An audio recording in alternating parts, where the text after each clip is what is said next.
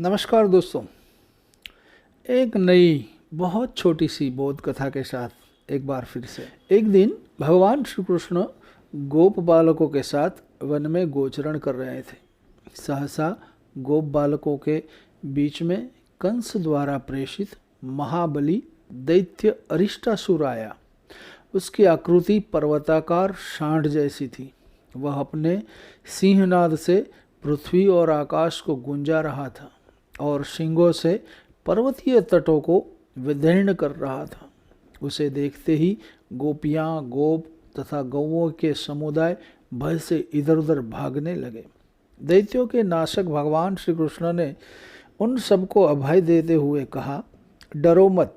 माधव ने उसके सिंग पकड़ लिए और उसे पीछे से ढकेल दिया। उस राक्षस ने भी श्री कृष्ण को ढकेल कर 2 योजन पीछे कर दिया। तब श्री कृष्ण ने उसकी पूंछ पकड़ ली और बाहुवेग से घुमाते हुए उसे उसी प्रकार पृथ्वी पर पटक दिया जैसे छोटा बालक कमंडलू को फेंक देते हैं। अरिष्ट फिर उठा। क्रोध से उसके नेत्र लाल हो रहे थे। उस महादुष्ट वीर ने सींगों से लाल पत्थर उखाड़कर मेघ की भांति गर्जना करते हुए श्री कृष्ण के ऊपर फेंका।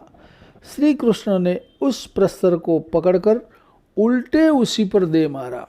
उस शिलाखंड के प्रहार से वह मन ही मन कुछ व्याकुल हो उठा। उसने अपने सिंगों की अग्रभाग से पृथ्वी पर प्रहार करना आरंभ किया।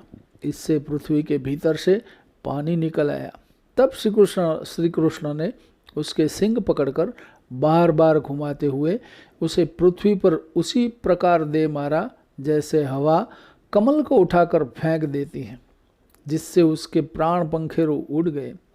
उसी समय वह वृषभ का रूप त्याग कर ब्राह्मण शरीरधारी हो गया और श्री कृष्ण के चरणार विंदों में प्रणाम करके भक्ति से गदगद वाणी में बोला, हे भगवान, मैं बृहस्पति का शिष्य द्विज श्रेष्ठ वर्तंतु हूँ। मैं बृहस्पति जी के समीप पढ़ने गया था।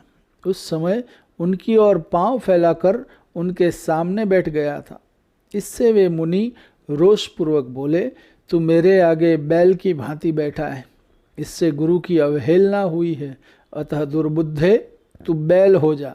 माधव, उस साप से मैं वंग देश में बैल हो गया। असुरों के संग में रहने से मुझ में असुर भाव आ गया था। अब आपके प्रसाद से मैं साप और असुर भाव से मुक्त हो गया हूँ। आप श्री कृष्ण को नमस्कार हो। आप भगवान वासुदेव को प्रणाम हो। प्रण तजनों के क्लेश का नाश करने वाले आप गोविंद देव को वारंवार नमस्कार है। यों कहकर श्री हरि को नमस्कार करके बृहस्पति के साक्षात शिष्य वर्तंतु भुवन को प्रकाशित करते हुए विमान से दिव्य लोक चले गए। इस प्रकार इस पौराणिक घटना से यह बोध होता है कि अपने गुरुजनों के प्रति व्यक्ति को आदर का भाव रखना चाहिए तथा उनके प्रति शिष्ट व्यवहार करना चाहिए, अन्यथा इसके दुखद परिणाम होते हैं। दोस्तों, ऐसी ही कुछ नई कहानियाँ लेकर आपके सामने फिर से प्रस्तुत रहूँगा। तब तक मुझे प्रबोध दवे को आज्ञा दीजिए। नमस्कार। ओम नमः शिवाय। हरि ओम।